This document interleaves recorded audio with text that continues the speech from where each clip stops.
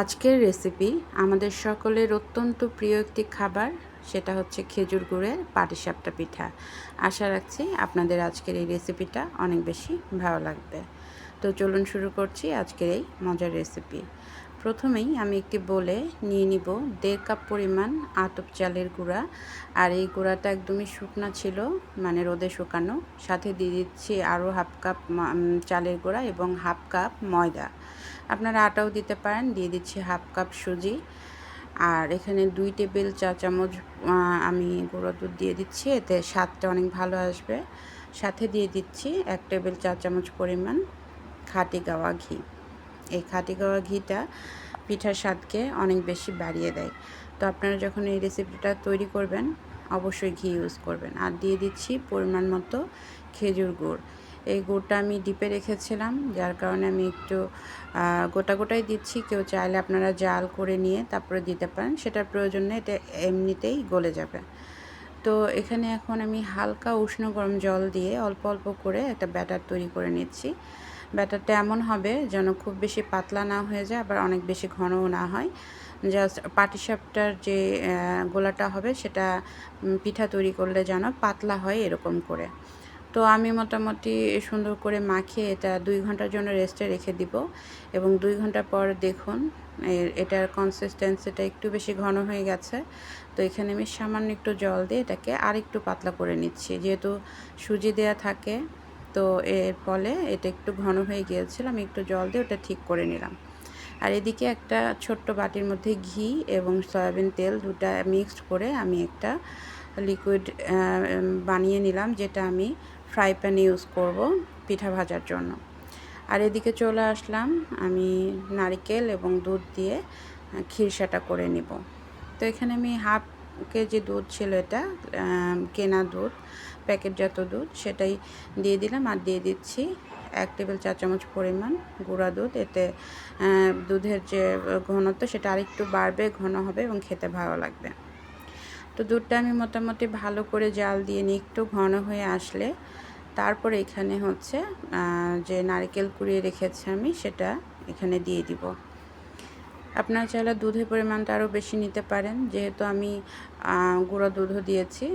আর এখানে নারকেলও ছোট একটা ছিল, সো সেই কারণে আমি দুধটা কমই দিয়েছি। আপনারা চাইলে আরও বেশি দুধ দিতে পারেন, সেটা তো অবশ্যই স্বাদের অনেক বেশি হেরফের হবে, কারণ দুধ দিলে সেই খিরসার স্বাদ অনেক বেশি ভালো আসে। তো এখানে আমি 2টা সাদা এলাচ দিয়ে দিচ্ছি ঘ্রাণের জন্য। খিরসার স্বাদ তো ভালো লাগবেই, সেই সাথে ঘ্রাণটা অনেক সুন্দর আসবে। আর দিয়ে দিচ্ছি পরিমাণ মতো চিনি। এখানে আমি 1/2 কাপের মতো চিনি দিয়েছিলাম, এটা আপনারা আপনাদের স্বাদ মতো দিতে পারবেন। আমি এটা একটু ভালো করে ফুটিয়ে নিব। আর লাস্টলি এখানে দিব হচ্ছে 1 টেবিল চা চামচ পরিমাণ কর্নফ্লাওয়ার। এটা দিলে আপনার এই খিরসার যে টেস্টটা সেটা অনেক বেশি ভালো আসবে এবং সুন্দর একটা মানে গামাখা ভাব হবে, ভালো লাগবে। সাথে দিয়ে দিলাম 1 চা চামচ পরিমাণ খাঁটি গাওয়া ঘি। এখন আমি খিরসাটা খুব ভালোভাবে শুকিয়ে যাওয়া পর্যন্ত ওয়েট করব। আর 2টা এলাচ আমি দুধ থেকে উঠিয়ে নিলাম, কারণ দাঁতে পড়লে খুব খারাপ লাগে, সো আমি লাস্টলি ওটা উঠিয়ে ফেললাম। আর দেখতেই পাচ্ছেন খিরসা মোটামুটি শুকিয়ে আসছে। আরও কিছু সময় আমি একটু ভালোভাবে এটা নাড়াচাড়া করে খিরসাটা তৈরি করে নিব।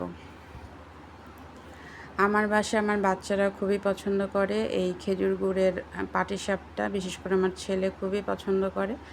আপনাদের কার কার পছন্দ অবশ্যই কমেন্টে জানাতে ভুলবেন না।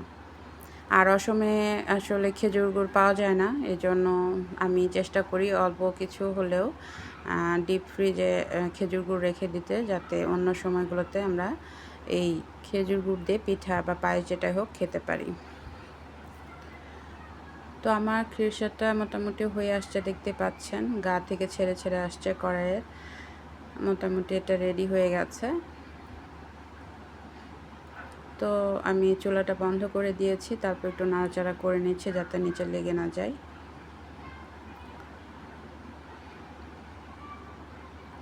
এই খিরসাটা দিয়ে কিন্তু পাটিসাপটা খেতে খুবই ভালো লাগে। আর খেজুর গুড়ের যেহেতু গোলা করেছি, তাই আমি চেয়েছিলাম এই খিরসাটা চিনি দিয়েই করতে। তাতে খেজুর গুড়ের যে পাটিসাপটার ইয়ে করব আমি রুটির মতো, সেটার মধ্যে এই সাদা পুরটা দিলে কিন্তু অনেক বেশি ভালো লাগবে দেখতে।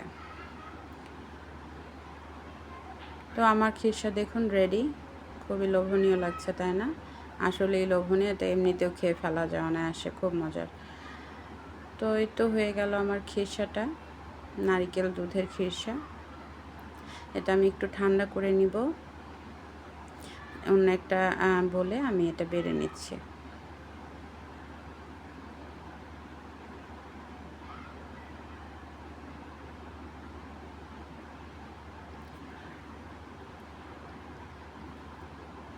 তো রেডি হয়ে গেল আমার পাটিসাপটার খিরসা। দেখুন কতটা লোভনীয় লাগছে। এখন আমি এটা একটু ঠান্ডা হতে দিব, আর এদিকে আমি চলে আসবো হচ্ছে পাটিসাপটা ভাজার জন্য। তো এটা একটু ফ্যানের নিচে আমি রেখে দিব কিছু সময়ের জন্য। আর এদিকে চুলায় একটা ফ্রাই প্যান নিয়ে নিলাম, আর ঘি সয়াবিন তেলের যে মিশ্রণটা করে রেখেছিলাম সেখান থেকে এই বেগুনের বোটা দিয়ে আমি একটু ব্রাশ করে নিলাম ফ্রাই প্যানে। এখন গোল গোল করে আমি এই পাটিসাপটা গোলাগুলো দিয়ে দিব। তো গোলাটা একটু হালকা সিদ্ধ হয়ে আসার পরে আমি এখানে পুরগুলো দিয়ে দিচ্ছি। পুরটা দেওয়ার পরে আমি একটু পাটিসাপটার ভাঁজ দিয়ে দিচ্ছি।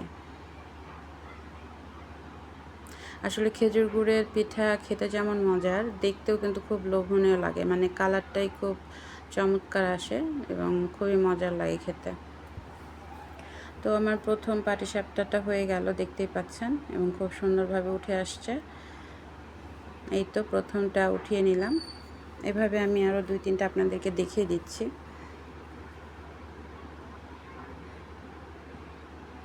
আমি এখানে 1.5 হাতার মতো, যেহেতু হাতাটা খুব বড় ছিল না, 1.5 হাতার মতো করে গোলা দিয়ে দিচ্ছি। এখন দিয়ে দিচ্ছি খিরসা।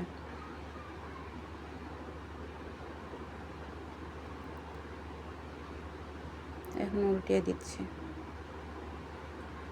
আসলে পাটিসাপটা আমরা কম বেশি সবাই করতে পারি, তবে একটা জিনিস আপনাদের সঙ্গে আমি একটু শেয়ার করতে চাই, সেটা হচ্ছে পিঠাতে যদি আপনারা একটু সুজি ইউজ করেন তাহলে দেখবেন সেই পিঠা অনেক বেশি সফট হবে, এবং আপনি যদি 2-3 দিনও রেখে দেন ফ্রিজে অনেক সুন্দর থাকবে। মানে নর্মালি অনেক সময় পিঠা অনেক বেশি শক্ত হয়ে যায়, কিন্তু সুজি দিলে পারে কিন্তু এটা হবে না, একদম পিঠাটা সফটই থাকবে, খেতে খুব একটা মানে হার্ড মনে হবে না, ভালো লাগে খেতে। তো আপনারা চাইলে এভাবে একটু ট্রাই করে দেখতে পারেন, হোপফুলি আপনাদের ভালো লাগবে। এভাবে আমি আরও একটা পিঠা তৈরি করে আপনাদেরকে দেখাচ্ছি।